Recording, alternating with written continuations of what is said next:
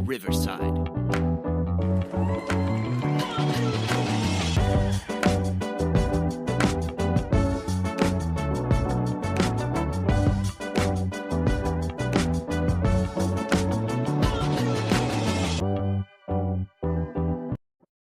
It's so funky. Welcome to the Vehicle City Sound Podcast. This is Volume 2, Episode number 42. I am your host, C. Willie. I am joined again this week by the lovely and talented Quarter Pete. She has put up a baby gate at the top of the steps, so I cannot get out now. So she's got me stuck down here. We have a special guest this week. We've been looking forward to this for a while. Rob Lewis is joining us. Rob, welcome to the show. We met you for the first time last summer at the St. Clair Chamber of Commerce, their hoedown that they had there, hosted by Alan Turner. And you were playing in the Ultimate Kenny Rogers tribute band, which is you're still a part of. Interesting way you got involved with that. Can you tell us a little bit about it? I've heard a couple of different stories about how this all happened, but let us know how you got involved with Alan and that project. Our keyboard player had a heart attack, and we need a keyboard player for a gig on Tuesday in New York. This is Friday. And I said, oh, well. And I'm like, okay. Yeah, what kind of stuff is it? She's like, Kenny Rogers, do you know it? And I'm like, yeah, I know Footloose. Whoops, wrong Kenny. Oh, that's good. She sends me the music, and I'm like, oh, yeah, I know some of these songs. I knew a couple of them, maybe, right? And but they sent me all the charts, and everything was already organized for me and everything. So I just spent that Saturday learning the music, and then we worked it out. And I just hopped in the van with these people I just met for the first time and drove to New York, for like 11 hours or whatever it is. Oh, my goodness. So you never know what's going to happen when you go to the bar on a Saturday night. So I was at a bar on a Wednesday night, which shouldn't have been, but, there we were. It happens. It happens. And subsequently, it's worked out that you've kept on with them. I know what I had heard in talking with Jackie and some of the things, and correct me, that when the gentleman who had the heart attack, had the health issue, was healthy enough to come back, everybody decided, hey, the Kenny Rogers band actually did have 2 keyboards. They liked what you were doing, and so you're still with them. Yeah. It's cool. For me, it's the first band I've ever been in with another keyboard player. I was kind of one of that in my own band, especially in my earlier music. I would tend to write so many parts, all layered keyboard parts. I'd be like, there's no way I can do this live. I need 2 keyboard players. And I never had that before, but now it's cool. The Kenny stuff has a lot of strings and horns, and they really gave him the star treatment, really, when they would go to record his albums, right? So it's just a big bands, lots of orchestration, and that frees up Mark to do a lot of all of that strings and all those horns and stuff when I'm playing the piano with 2 hands and it sounds like a full piano player, and then he's got all the orchestration, so it's really cool, actually. Well, that's got to make it fun for you. Yeah, it is fun. Yeah, but your independent side, what you're doing for yourself, is far different than the country pop side that is Kenny Rogers. Tell us a little bit about what your sound is. Sure, yeah. I mean, I've gone through a bunch of different phases. Obviously, I've been writing since I was in high school, probably, so maybe around 15 years. And yeah, a lot of different phases. Right now, I think my sound is like I'm trying to represent Motown and Americana and like the blues and like folk a little bit, So I really got into Stevie Wonder over the last few years. Mm-hmm. And what he's really good at is taking like a complex idea or chord progression that he almost derives from jazz and putting it into like a pop format and making it accessible for people and putting these like really fun horn lines over it that everybody can grab right away. So it takes like the concepts and the harmony of jazz and moves it to like a more accessible level for most listeners. And the thing I really enjoy that. Well, the thing that's been interesting for me listening to your music is it is a very mature sound that you have. When you listen, I hear the the blues and the jazz, and it's a very cool progression that you've got with that. But it sounds like old school. Yeah, yeah. Is that what you're going for with that? I think part of the reason that it sounds old school is because I use like more complex harmony, which has kind of gone out of style. Like there's Yeah. still songs you can hear on the radio with 7 chords, but they rarely change keys and they rarely kind of explore. It gets kind of repetitive. So You're a I little think more advanced.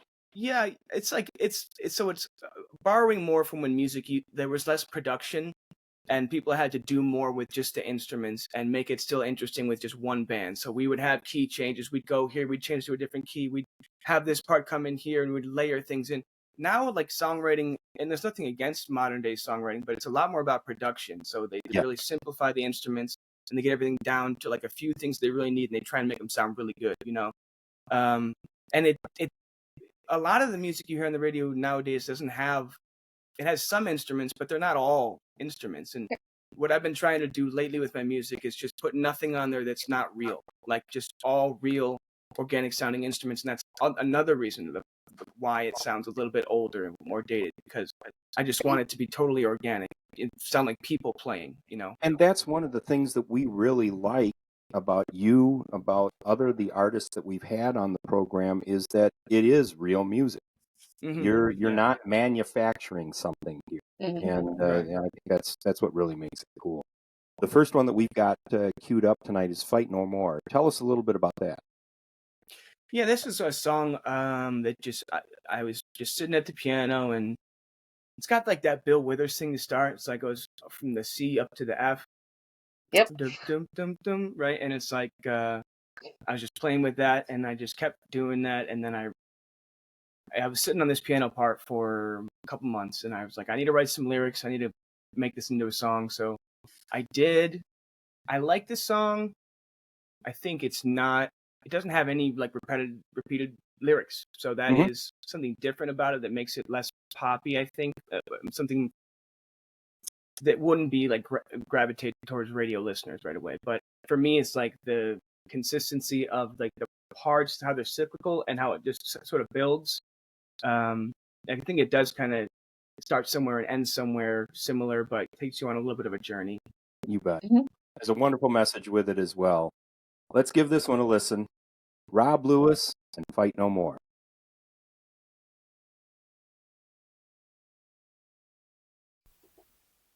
I've made up my mind. I've been thinking over time. I'm ready to fly across the borderline. I don't wanna fight no more. I don't want this holy war. I never knew what it was for. I don't wanna fight no more. 24 little hours, all that make up a day. We could be blooming flowers, just blowing the blues away. I've made up my mind. I ain't wasting no more time. I think you and I could give it one more try. 'Cause I don't wanna fight no more. Or watch you walking out that door.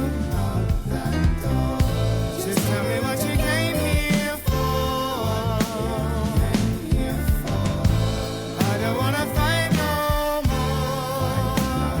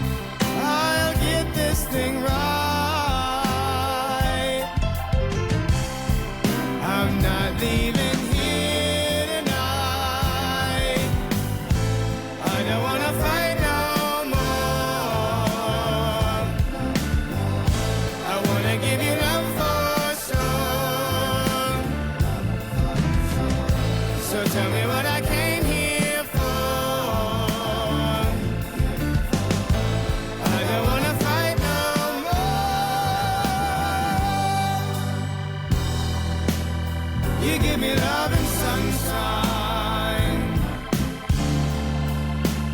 I'll give you what I can.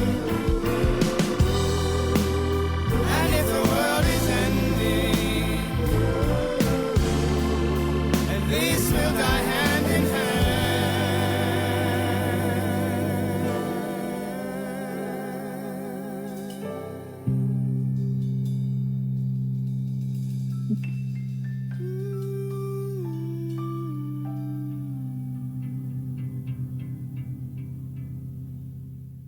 So good.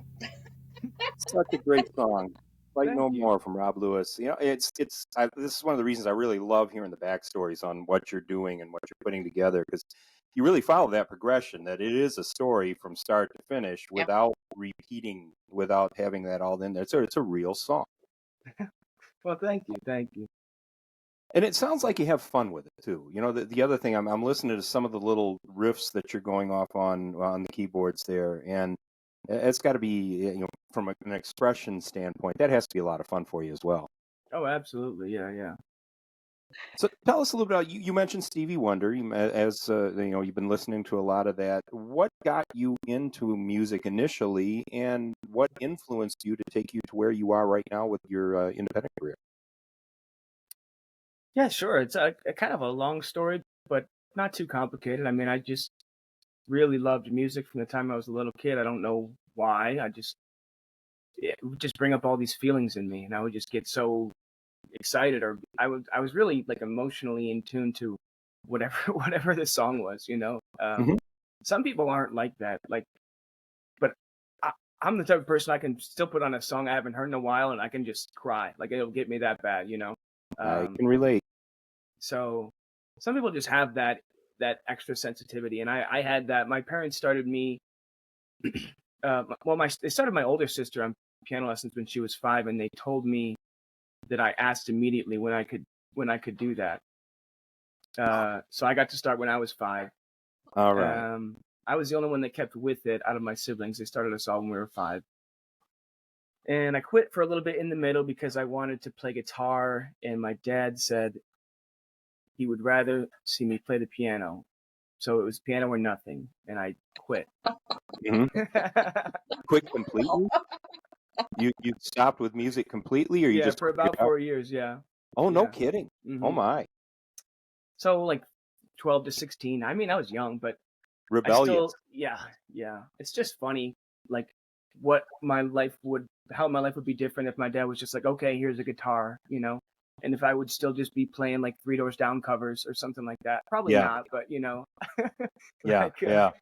I So don't it know. goes this direction, and now that kind of led you back. What brought you back to it? Why did you say, Well, I okay, just was like my friends were playing rock music, and I was just listening to music, and I would hear songs on the radio, and I just wanted to be a part of it so bad. I just wanted to be involved so badly that I just got out my old keyboard and put it back in my room and started teaching myself, like reteaching myself from scratch. And I was Mhm. like figuring out the scales and figuring out the chords, and then my parents bought me some lessons for a semester, and then I was lucky enough that I got a full ride at OU. So my parents Oh. agreed that I could take whatever classes on the side I wanted, as long as I majored in something that would land me a job. So I got it. You got to do something real. You can't do this music stuff forever. Need a job. So I didn't know what to do, and I got a degree in physics, but I spent way more time in the practice rooms playing scales than doing physics homework. But I passed, you know. So it's There you go. everything's good. I You have a got the job. degree. Oh, it's super.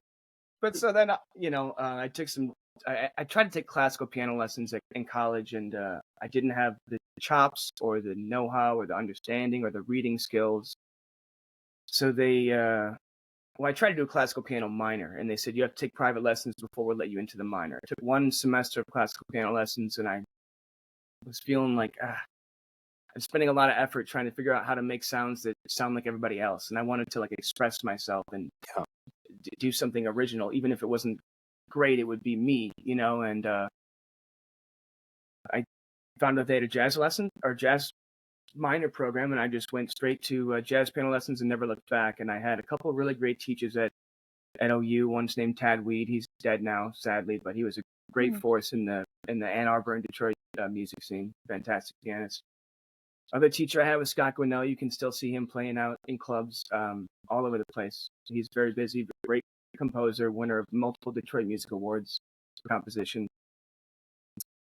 And then I guess I just, I had a long period where I was listening to Radiohead and just making like ambient, trippy music, like just trying to drowning everything in reverb and just trying to make it weird. And I don't know. Then I got into like Donny Hathaway, and I always liked like Amos Lee. And when I was a kid, in high school, I got really into Ray Charles from that movie Ray with Jamie Foxx. It was such a great movie. Yep. I think that movie had a really big influence on me. So it's just like a lot of different influences, and I don't know. And then I just always, there was a part of me that always wanted to like go back and be able to play stuff that my parents would like enjoy or like be impressed by. So I spent several years, I'm still doing it now, like learning the Great American Songbook, learning the Frank Sinatra, learning the Cole Porter and the Gershwin and the Frank Lesser and all these people. So I've been doing this jazz trio thing where I do that American Songbook thing on the side, play a few gigs like that a year. This Allen thing's been keeping me really busy, obviously. So I've always had this kind of the jazz thing and the writing thing going on separately, and the writing is just kind of like whatever I'm feeling at the moment. Like I said, in the past year, 2 and 3 years, I've just been noticing that all the stuff I write is really hard to bring to a live audience because it's just too layered, it's too complex, it's too many keyboard parts, it takes too many harmonies, it takes too many people. So I've been trying to like pare down my songs to like something that could stand on its own with just a keyboard part and a vocal, or maybe just bass, drums, and keys, at the very most. Sure. And then anything you add on top of that is great, but you need to be able to like represent it to an audience. Yeah, you're still writing it for the group of people that can sit there and hear it, as opposed to those that are going to have to download it or purchase it because it is a major production. Right. Well, so that's been influencing my writing a lot, and I just been following my ears, I guess. I've been getting into really into like good drummers lately, like Nate Smith and like Yusuf Days and like Lewis Cole, and so I kind of want to bring that into my music. But I've been trying to learn the drums, but like I still have friends who do that for me. Because probably there's only so much you can do in one day. Dad would not be pleased. It's interesting to me, though, some of the names from the past that you brought into that, and you've got the chops to be able to handle those vocals, certainly. You talked about Sinatra, for instance. Have you pursued anything along that sort of line for your own music? Yeah, so I do, like I said, all that repertoire in my jazz trio. But I find that when I try and sing like that in original music, it doesn't feel like me. It's got to be you, correct? Yeah. So I think there's like, I really love all that music, and I don't think I'll ever stop playing all that Great American Songbook stuff, and all of that, like those chord progressions and those little musical theory details and the diminished chords and the way they move in between keys and key centers, like all that's getting into my music. But my voice, I don't know what my voice is when I sing my original music. It just is like I just try and sing how I think I sound. But it's Rob Lewis. It's Rob Lewis. You've got your own sound, and that's another of the things that we love is a unique sound. You don't have to be like everybody else, and again, it gets you away from that manufactured sound that I think so many folks get tired of. Yeah. It's good for that 14 to 18-year-old demographic, but as you start to mature in what you want to listen to, you don't want to listen to the cookie cutter stuff that's out there. Right. And some of the Great American things that you talked about, Love We've Found, which is the next one we've got queued up. I know it's particularly intro, and we're going into this song. You hear a lot of that. Tell us a little bit about this one. Yeah, this was a song that I wrote for someone special, but it was, yeah, another one of those things where I was just kind of sitting on this keyboard part that I had made up, and then I wrote some lyrics, and then I recorded it with Jackie in her cabin back like a year ago now, in November, and we just did it. Like I played the keyboards and the bass guitar and the cajon, and she sang, and it was a very stripped down recording, but it didn't have like. I was like, this is a good song, but I feel like it's got like some oomph that needs to come out, and I want to do a full band recording. So then I just spent, a few months taking my time retracking it and messing with the horn parts, and I was bringing in MIDI horns and fake horns and trying to write different parts, and eventually I was just like, I cannot get these fake horns to sound good, so I asked Jackie to put out a feeler on Facebook, and we found some really great horn players, like local Detroit guys, Kassam Belgrave, Alan Denard, Michael Abbo. They came into my house, and we tracked horns in my living room where I'm sitting right now. All right.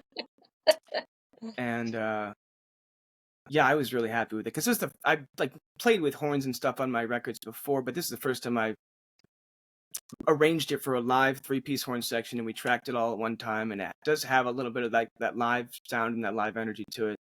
It's kind of ambitious. It's a busy track, Jackie was like, it needs less, but I'm like, I want to throw the kitchen sink at it, So Well, I'll tell you what, I think you accomplished it. This is one that we really love. We're going to enjoy this one, folks. Love We Found from Rob Lewis.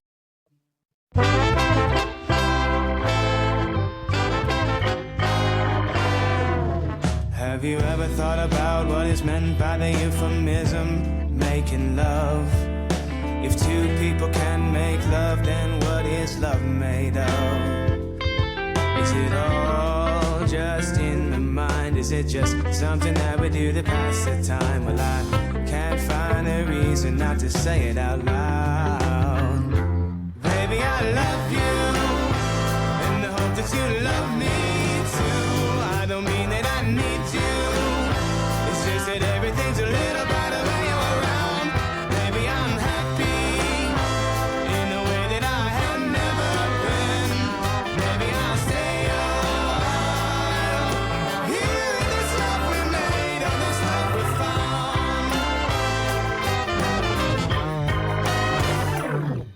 Have you ever thought about what is meant by the euphemism making love?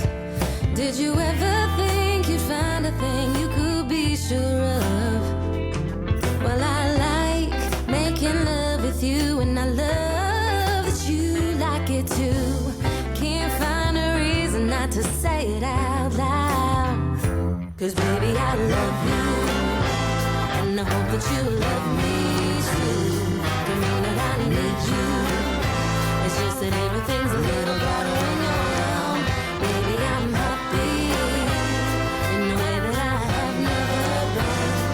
Maybe I'll stay a while here in this love we made, all this love we found.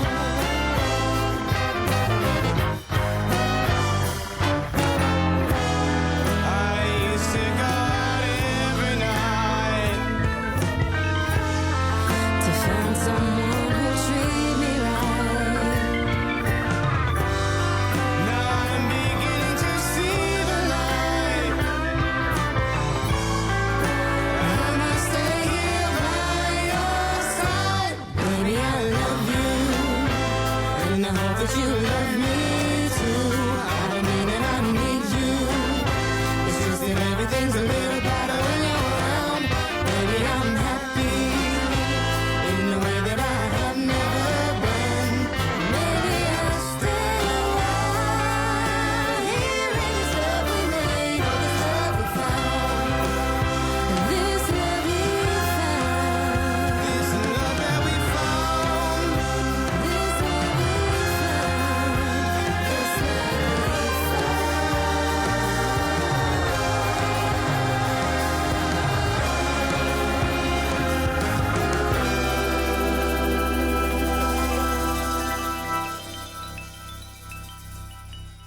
Just another amazing tune. It's just like And listen, Rob, tell Jackie you got just the right mix on that, okay? It's so good. I love this song. Oh, that's fantastic. Yeah, We finished recording all my keyboards and stuff, and the drums and the bass, and I sent it over to my friend Josh, who plays guitar, and I thought he forgot about it, right? 8 weeks later, he sends me 6 guitar tracks, and I'm like, oh my gosh, he's got all these like chromatic walk-ups in the verse, and then he's got that ripping guitar solo at the end. I don't know if you heard that. Yeah, I'm just like, dude, Cool. Josh knocked it out of the park. It sounds like, it hits, you know? All right. Oh, that's me. That I want you to have the great big orchestra up there on stage and playing that one. That was a lot of fun. So, where do folks find you, Rob? You've got website, the social media. Where do we figure out where you're going to be and what you're going to be doing next?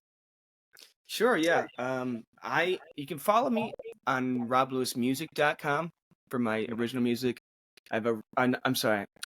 Yeah, that's the website I'm working on, roblewismusic.com. I got to get it up. It's like getting tweaked. Close. I have roblewisTrio.com. That's for my jazz trio stuff. So it's not original music. It's just like jazz standards, that vein. You can follow me on Instagram at either Rob Lewis Music or Rob Lewis Trio. So I want to keep it under the same brand, but they are separate projects. Oh, absolutely. You know? Yeah, you got a little different that's doing with each of them. And of course, you'll find him with the Ultimate Kenny Rogers tribute with Alan Turner and the crew on that as well. And we're looking forward. We're going to see you with that, your Christmas show coming up in Howell towards the end of the year. Oh, so Howell. Yes. I was figuring you would come to the one in Rochester. Well, maybe both. Okay. You never know. Yeah, Never know where we're going to end up. Okay. Yeah, we got nothing in November, but we got lots of those Christmas shows lined up in December, and they're fun. I mean, I never played Christmas music like that before, so I did it last year, you know. And it's a lot of fun. We didn't get a chance to see it last year. We're really looking forward to this year, though. Yeah, it's cool. We got one more of your tunes queued up. Do What You Can Do. Tell us a little bit about this one. Sure. Yeah. I still think this is the best song I've ever written. I'm just like chasing that high again, but you know, it's just like I was going through a rough time where I was trying everything and nothing was working, and I was looking for a job and nobody would hire me, and I was just broke, and you know, it's like one of those periods in your life where it's just like you're spinning your wheels, you know. And it was just like I was writing a song to myself, you know. I was just like, you just gotta keep going, and it'll work out eventually, you know, if you just have the right attitude about it. So yeah, I just wrote this song, and I finished writing it, and I was like, that is the cheesiest thing I have ever written or even heard. And then I sat on it for a little while, and I was like, yeah, this is pretty good. And then when I brought it to like the band and they filled it out, I was like, now I have to put it out, you know. Now it's like, now I'm actually proud of it. So I sat on it for a long time, and it was actually when I was thinking about starting to release music under my own name again, because before this I'd been doing music with my drummer, who still drums with me, but it was under the name Purdy Boys. That was like my band that I was doing before. That's still on Spotify, and you can find it. It's good music, but it's a different sound. Because there's a lot of synths and stuff, and it's not this like live organic sound that I've been looking for. But anyway,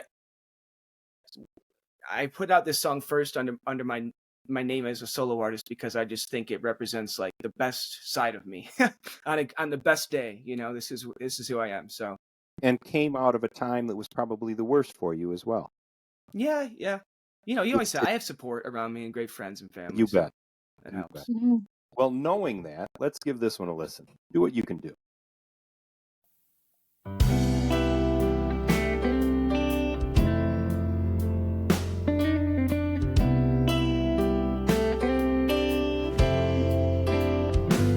When the well runs dry, you got to dig a little deeper now. When you slept but you're still tired, you got to be a better sleeper now. When the whole world is turning on you,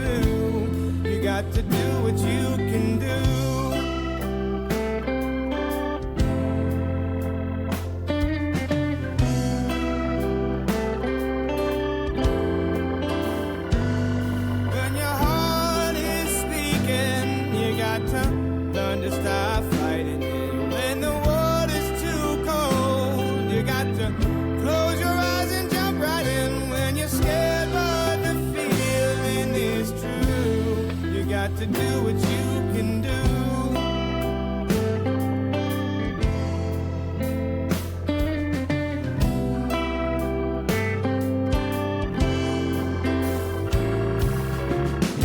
You know we all feel tired. For everyone it gets hard.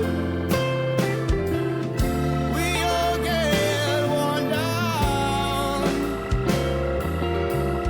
and we all got scars.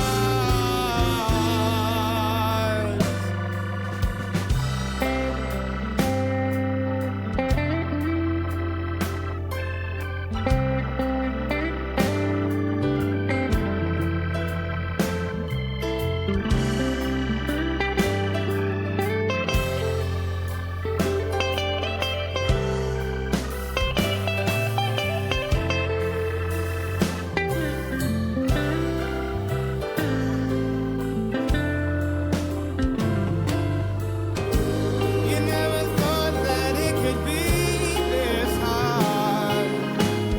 Get someone to give you a chance.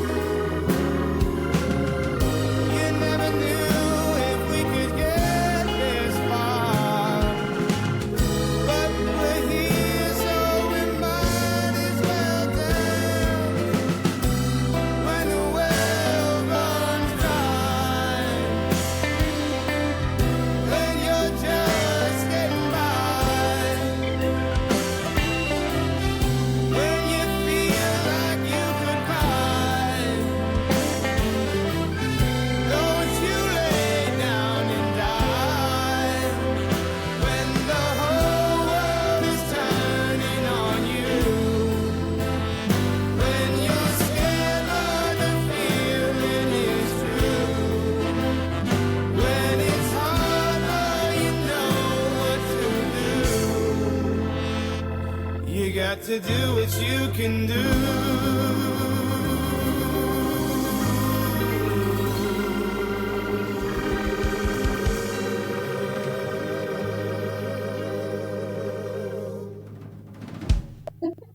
What a great message with that song. That's awesome. Rob Lewis, do what you can do.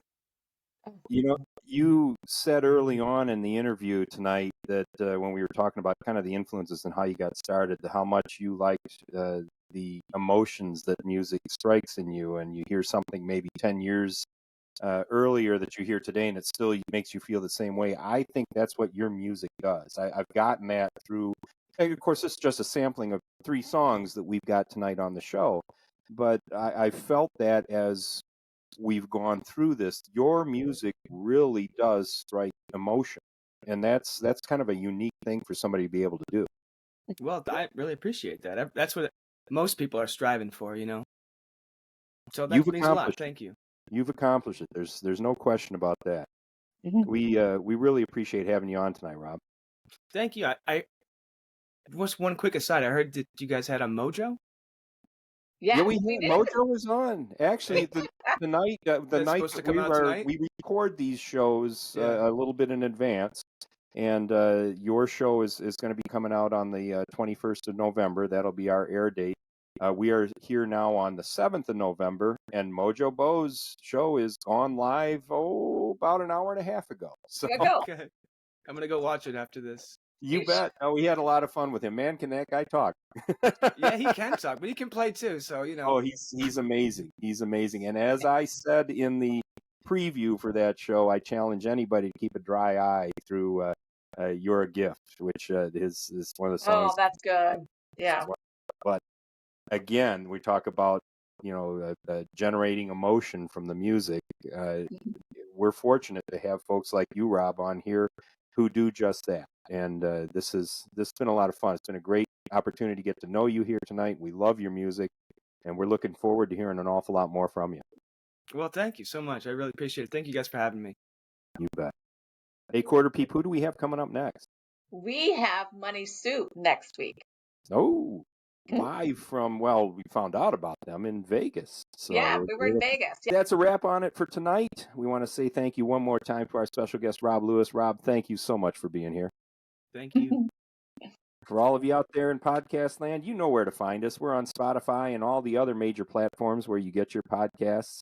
You can look us up. You want to know where we're going to be? You want to maybe buy a little of that merch? VehicleCitySound.com. Hey, we're on YouTube now, too. So if you want to see us and tell us that we have faces for radio, you can do that now as well. And you can drop us a note. If you know some more performers like Rob that you'd like to hear on the show, drop us an email at vehiclecitysound@gmail.com. We appreciate you listening. Be good.